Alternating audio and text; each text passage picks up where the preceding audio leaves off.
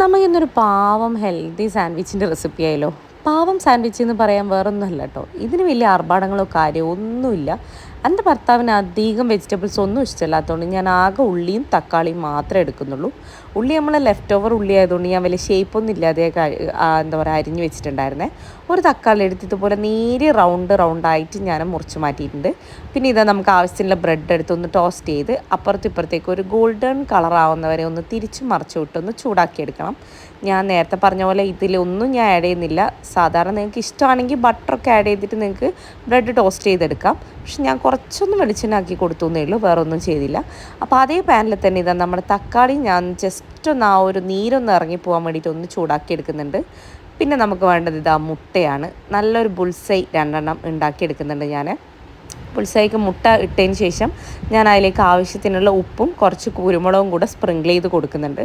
പിന്നെ ഒരു ടിപ്പായിട്ട് ഞാൻ എപ്പോഴും ചെയ്യുന്നൊരു കാര്യമാണ്, കുറച്ച് നമ്മുടെ ഒരു കയ്യിൽ ജസ്റ്റ് ഒന്ന് വെള്ളമാക്കിയിട്ട് ഫുള്ളായിട്ടൊന്ന് കുടഞ്ഞ് പിന്നെ ഞാൻ മൂടി വെച്ച് കുക്ക് ചെയ്യും. അപ്പം നമുക്ക് നമ്മുടെ ബുൾസൈ എന്താ പറയുക പൊട്ടിപ്പോവാണ്ട് എടുക്കാൻ പറ്റും. അതുപോലെ തന്നെ ഞാനൊന്ന് മറച്ചിട്ടിട്ടാണ് കുക്ക് ചെയ്തെടുക്കുന്നത് ബുൾസൈ. അതാകുമ്പോൾ നമ്മുടെ മഞ്ഞ തീരെ ഉടഞ്ഞു പോകാണ്ട് നമുക്ക് എടുക്കാൻ പറ്റും. ഇതുപോലെ ഒന്ന് വെള്ളം സ്പ്രിങ്കിൾ ചെയ്ത് പിന്നെ നേരെ മൂടി വെച്ച് ഒന്ന് റെഡിയാക്കി എടുക്കും. അപ്പോൾ നമുക്ക് ഈ ഒരു രൂപത്തിൽ കിട്ടും. പിന്നെ നിങ്ങൾക്ക് ഇതുപോലെ തന്നെ വേണമെങ്കിൽ എടുക്കുകയും ചെയ്യാം, വേണമെന്നാണെങ്കിൽ ഒന്ന് മറച്ചു വിടാം. അപ്പോൾ ഇതാ നമ്മുടെ ബുൾസൈ റെഡി ആയിട്ടുണ്ട്.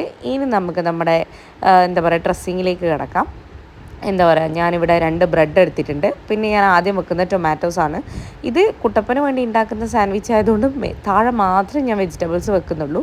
ഇതെൻ്റെ ആണെങ്കിൽ ഞാൻ മുട്ട വെച്ച് കഴിഞ്ഞ ശേഷം അതിൻ്റെ മേലെയും കുറച്ച് വെജിറ്റബിൾസ് ആഡ് ചെയ്യാറുണ്ട്. പിന്നെ ഇതാ ഉള്ളി വെച്ചിട്ടുണ്ട്. നിങ്ങൾക്ക് ഇതിലേക്ക് കുക്കുംബർ വേണമെങ്കിൽ കുക്കുംബറും ആഡ് ചെയ്ത് കൊടുക്കാം, നല്ലതാണ്. നമ്മുടെ ലെറ്റ്യൂസ് ഉണ്ടെങ്കിൽ അതും ആഡ് ചെയ്ത് കൊടുക്കാം, അതും അടിപൊളി ഹെൽത്തിയാണ്.